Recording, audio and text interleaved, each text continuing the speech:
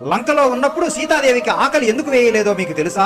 సీతాదేవినైతే రావణుడు లంకకు తీసుకువెళ్ళగలిగాడు గాని అక్కడికి వెళ్ళాక సీతాదేవి ఆహారం నిద్ర అన్ని మానేసి రామనామాన్ని జపిస్తూ కూర్చుని ఉంటుంది. అలానే ఉంటే సీతాదేవి ప్రాణాలకే ముప్పు ఉందని గ్రహించిన బ్రహ్మదేవుడు భయపడి ఇంద్రుడిని పిలిచి ఒక దివ్యమైన పాయసాన్ని ఇంద్రుడికి ఇస్తాడు. దాన్ని తీసుకువెళ్లి అశోకవనంలో ఉన్న సీతాదేవికి ఇచ్చి రమ్మంటాడు. దాంతో ఇంద్రుడు నిద్రదేవుడిని వెంటబెట్టుకుని లంకలో ఉన్న అశోకవనానికి వెళ్ళాడు. కానీ ఇంద్రుడిని చూసిన సీతాదేవి రావణుడే మారు వేషంలో వచ్చాడేమోనని అనుకుని భయపడుతుంది. ఇంద్రుడు నేను రావణుడు కాదు తల్లి అని ఎంత చెప్పడానికి ప్రయత్నించినా సీతాదేవి వినదు. దాంతో దేవతలను ఎలా గుర్తించాలో రాముడు సీతాదేవికి ఇంతకు ముందు చెప్పిన మాటలు గుర్తొచ్చి ఇంద్రుడి వైపు పరిశీలనగా చూస్తుంది సీతాదేవి. అయితే ఇంద్రుడు ఒక్కసారి కనురెప్పలు కూడా ఆర్పడు, తన పాదాలు కూడా నేల మీద తాకవు. దాంతో వచ్చింది నిజంగానే ఇంద్రుడని భావించి నమస్కరించి ఆ పాయసాన్ని త్రాగేస్తుంది. ఆ పాయసం ప్రభావం వల్ల సీతాదేవి లంకలో ఉన్నంత కాలం ఒక్క మెతుకు అన్నం కూడా ముట్టకుండా రామనామాన్ని జపిస్తూ కూర్చుని ఉంటుంది. సీతారాముడు అంటే ఇష్టం ఉంటే అందరూ చెప్పండి జై సీతారాం.